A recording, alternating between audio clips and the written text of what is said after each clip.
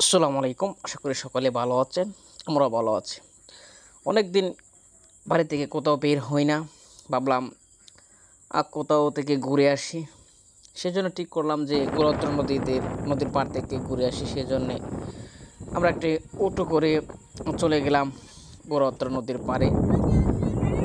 যেতে যেতে অনেক কিছু আমাদের চোখে পড়লো। অনেক সুন্দর জায়গা, দেখার মতো অনেক কিছু আছে। আমাদের মতো অনেক পর্যটক সেখানে ঘুরতে আসে। বিশেষ করে নদীর পাড়ের সৌন্দর্য এবং বাতাস, ঠান্ডা বাতাস নদী থেকে আসে, মানে অনেক ভালো লাগে আর কি। তার জন্য আমরা গেলাম সেখানে ঘুরতে। নদীর পাড় দিয়ে হাঁটলাম অনেকক্ষণ, অনেক ভালোই লাগলো। আপনাদেরও আসার অনুরোধ জানাচ্ছি। স্থানটি হচ্ছে গুড়াউত্তরা নদীর পাড়। গ্রামকে রক্ষা করার জন্য পানি উন্নয়ন বোর্ড সেখানে বেড়িবাঁধ দিয়েছে। তার জন্য অনেক মানুষ সেখানে ঘুরতে যায় আর কি। অনেক সুন্দর জায়গা, বিকালে ঘোরার মতো, সময় কাটানোর মতো সুন্দর একটি স্থান বলা চলে।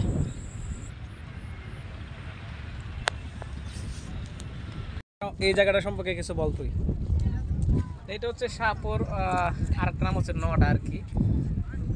এই পাশ দিয়ে বয়ে গেছে বুড়াউত্রা নদী। আর এই নদী থেকে মানে গ্রামকে রক্ষা করার লেগে বেড়িবাঁধ দিছে। এই যে ব্লক ফালায় বেড়িবাঁধ দিছে গ্রামকে রক্ষা করার লেগে। আর যার জন্য এটা একটা পর্যটন স্পট হয়ে গেল আর কি। অনেকেই ঘোরাফেরা করতে আসছে। যে আমরা দেখলাম যে অনেক মানুষ কিন্তু ঘোরাফেরা করতে আসছে। আসলে মূলত হচ্ছে কি, মানুষ যখন সারাদিন কাজের প্রেশার থেকে ব্যস্ততার মধ্যে দিয়া যখন একটা মানে ফ্রেশ মোমেন্ট প্রয়োজন হয়, তখন তারা এই এলাকাতে আসে আর কি। আইসা ঘোরাঘুরি করে, মনটা একটু ফ্রেশ। আজকের ওয়েদারটা কিরকম? না, আজকের ওয়েদারটা কিন্তু অনেক সুন্দর। এই যে আমরা দেখতে পাচ্ছি যে আকাশের অবগত মেঘলা আকাশ এবং হালকা বাতাস আছে। আবহাওয়াটা খুব ভালো, খুব ভালোই। আচ্ছা, এখানে এত মানুষের সমাগম হয় কেন? মানুষ রিফ্রেশমেন্ট হওয়ার জন্য আসে মূলত। আসলে বিকালের দিকে আসলে সবাই চায় যে কোথাও ঘুরে আসি, মনটা একটু মানে ফ্রেশ হওয়ার জন্য আসে আর কি। মূলত এই যে নামাজের যে জন্য আসলাম, অন্যরা সেজন্য আসলো আর কি।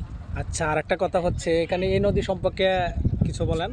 না, এই যে নদীর গুরুত্বের নদী, এই নদীর বুকে কিন্তু অনেক ঘর বাড়ি ভেঙে গেছে। অনেক মানুষের স্বপ্ন এই নদীতে বিলীন হয়ে গেছে আর কি। অবশেষে মানুষের মুক্তি মিলল বেড়িবাঁধ দেওয়ার পরে। কিন্তু অনেকের শরীরের গ্রাম জড়ানো রক্তে সম্পদ এই নদীর মধ্যেই কি এই নদী ভাঙনের ফলে বিলীন হয়ে গেছে গ্রাম। প্রায় 2 কিলোমিটারের মতো এরকম ব্লক লাগিয়ে বেড়িবাঁধ দেওয়া হয়েছে। আমরা সেখানে অনেকক্ষণ ঘুরলাম। আপনাদেরও আসার অনুরোধ রইল। ভিডিওটি ভালো লাগলে অবশ্যই লাইক, কমেন্ট এবং শেয়ার করবেন। আসসালামু আলাইকুম।